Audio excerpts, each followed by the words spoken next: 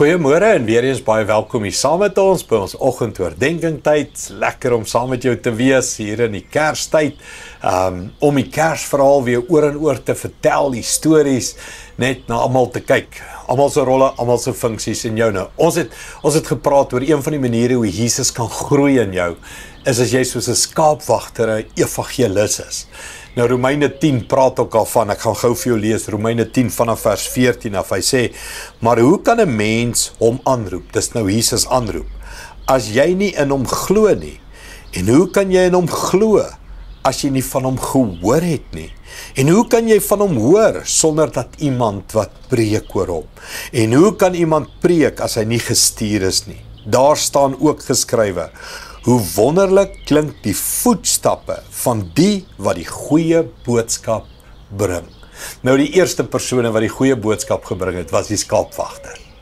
Hulle is gestuur, nadat hulle gesien het, die krib, en Jesus, Josef, Maria, die engele wat sing, ons bring aan julle 'n goeie tyding, lig vir die wêreld is gebore, verlossing vir die hele wêreld is gebore. Hulle was die eerstes. Mens, dis nou paar duisend jaar later. En Jesus red nog, verlos nog, maak nog nuut, genees nog, voorsien nog. Jesus is nog die heeltyd besig om lewens te red en te verander.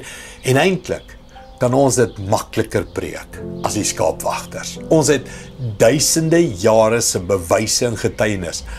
Hulle het 'n paar minute of dalk 'n paar ure gehad van die ster, die engele, die krib, Jesus, en hulle praat al. En dit is splinternuut. Hulle het nog hierdie kruis gehad, hulle het nog hierdie opstanding uit die dood gehad, nog hierdie hemelvaart gehad nie, maar hulle vertel al. Hoeveel te meer kan ek en jy vertel? En dan sê hy, hoe wonderlik is die voetstappe van iemand wat die goeie nuus bring. Mens, maak 'n besluit. Jy wil iemand wees wat altyd die goeie nuus bring. Die goeie boodskap bring, nie die veroordeling nie. Baie keer dink ons om evangelie te verkondig is judgment vir die wêreld. Nee, bring God se liefde, God se redding, God se Kersverhaal, want so lief het God die wêreld gehad, dat hy sy enigste seun gestuur het, sodat elkeen wat in hom glo nie verlore mag gaan nie, maar die ewige lewe kan hê. Dis die goeie nuus, mense.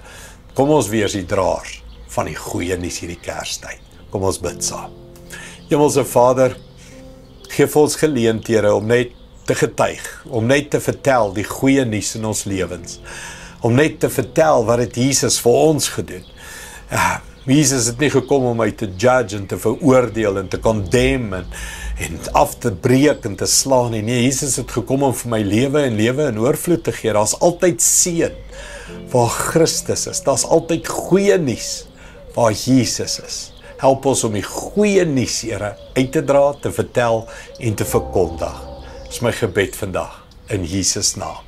Amen. Dankie liewe vriende, ek sien jou weer môre.